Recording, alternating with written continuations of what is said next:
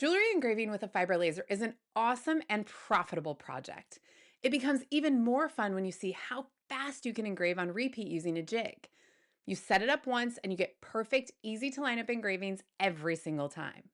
Hi, I'm Katie Devlin of the Laser Foundry, and in today's LightBurn workshop, I'll show you how to design a custom jewelry jig starting from a photo, cut that jig out of plywood, and then use it to engrave 6 heart-shaped blanks accurately and fast on a galvo fiber laser. In this video, we'll cover using the 2-point rotate and scale tool plus image trace to create the outline of the jewelry blank from a photo, designing a jig using this outline to engrave multiple pieces at once, and using the jig to engrave multiple pieces consistently on a fiber laser. For this project, you'll need the jewelry blank you want to engrave. I'm using a heart-shaped pendant, plywood for the jig, screws or something to secure the jig to your galvo laser bed. I'm using 2 different lasers for this project, a fiber for the engraving and a CO2 to cut the plywood for the jig. I don't know about you, but I find creating an outline of a shape from scratch that fits my blank correctly quite challenging. Sure, it's simple if I'm making circles and squares, but a more interesting shape requires a better process so it doesn't take me forever. This is where the LightBurn tools come in. The 2-point rotate and scale tool, paired with image trace, lets you pull an accurate outline directly from a photo and actually have it come out the right size. Let's walk through the process. First, I'll take a photo of the heart blank placed next to a ruler. The ruler is important because it gives us a real-world measurement we can use to scale the image correctly inside LightBurn. To get the best photo possible, take the photo from some distance and use any horizon alignments your phone may have to ensure you don't get distortion in the photo. Since I am photographing a shiny surface, I also want to try to minimize any reflection that is coming off the surface to get the best trace. Once I have a good photo, I'm ready to bring that into LightBurn to prepare it for the rotate and scale tool and the image trace. Next, I'm going to draw a line in LightBurn that matches the known measurement of the ruler. So if I'm using 10 inches or 250 more millimeters, I'll draw a line that length. In this case, I'm going to draw a line 100 millimeters since I'm using a centimeter marked ruler. This line represents the actual size we want the image to be. Next, I need to align this line to the corner of the ruler. I want to make sure that I drag it so that it will match to the corner before I start with the rotate and scale tool. Now I'll select the image and activate the 2-point rotate and scale tool. I'll click on one end of the ruler in the photo, then hold Shift while I click and drag the other end of the ruler at the 10 centimeter mark to the end of my reference line. As I do this, LightBurn scales and rotates the image so that measurement in the photo matches the real-world size exactly. Once that's done, I can trace the image and know that it will be the exact size I need to fit my blank. Now, I'll use the image trace tool to create an outline of the heart. I'll adjust the settings in trace until I get a clean result, then delete the photo and keep just the final heart shape.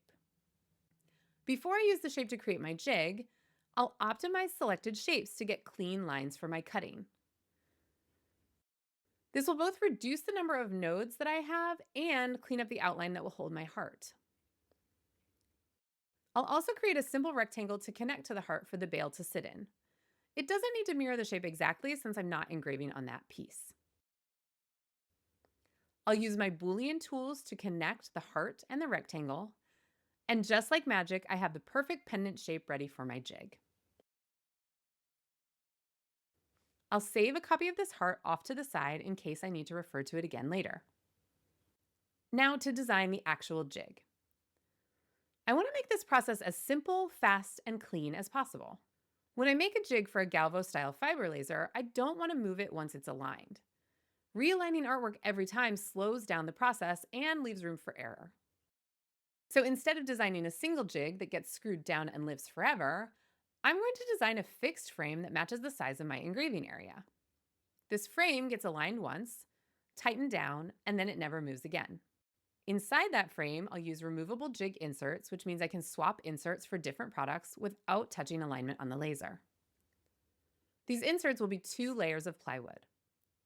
A bottom layer to keep the pendants off the metal bed, and a top pocket layer that controls the exact placement of the pendant and the artwork.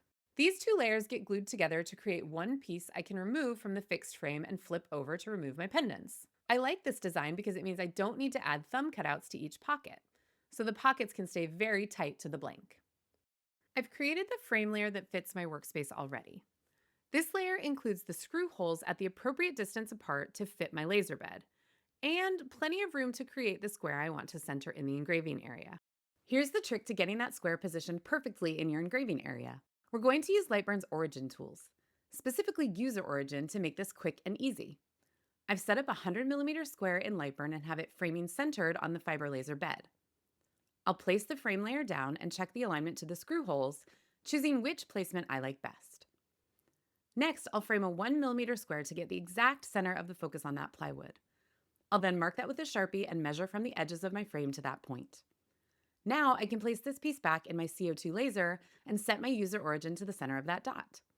Next, in LightBurn, I'll create my 100mm square, turn on Cut Selected Graphics, and use Selection Origin, and make sure that the origin dot is set to the center in the laser menu. Then I'll see my green origin dot right in the middle of my box, and this is now ready to cut. Because my origin is set to the center, I know that that 100mm box will cut exactly where I want, and it will be perfectly aligned when I set it back in my fiber laser. Now that the frame layer is ready, I'll create the reusable jig layer. I'm creating this as a 100mm square, which gives me enough room for 6 hearts, while still staying within the ideal area for engraving with the lens in my fiber laser. Next, I need to create a small thumb space to make removing the insert quick and easy. To do this, I'll create a circle, align it to create a semicircle space in the bottom of my square, and use my Boolean tools to remove the semicircle from it. I'll then duplicate this square as the start of my pocket layer. Then I'll use the Array tool to duplicate the hearts and space them within the square. I want them to have enough space to keep the plywood strong, but still be close enough to engrave efficiently. Once I'm happy with the layout, I'll set my layers for cutting, including a curve offset outward for my bottom layer square and my pocket layer to make sure that they fit tight within the fixed frame. I may choose to include a curve offset inward if I find that my pendants are not fitting nice and snug. But if you want a less snug fit, you can skip this step. Now I'm ready to cut all these pieces from plywood on my CO2 laser. Once that's complete, I'll glue the 2 insert layers together, then align and get the frame layer ready to secure on the fiber laser. Once that's finished, I'm ready to switch to placing the artwork for my engraving. Here's what's great about designing your own jigs. By creating the design to cut out, you have your placement guide for your artwork. You don't need to guess, test, frame, move things slightly. You have the exact placement from creating your jig. For this step, I'll start by saving the file for cutting the jig and create a duplicate for placing the artwork. I'll switch my laser type to the fiber laser, and you'll see the size of my bed change to match it. You'll also see my artwork flip, so I want to make sure that I fix that quickly before moving on. I'll turn the original cut lines into 2 layers for reference and to use in framing. Then I'll start placing my artwork within the hearts.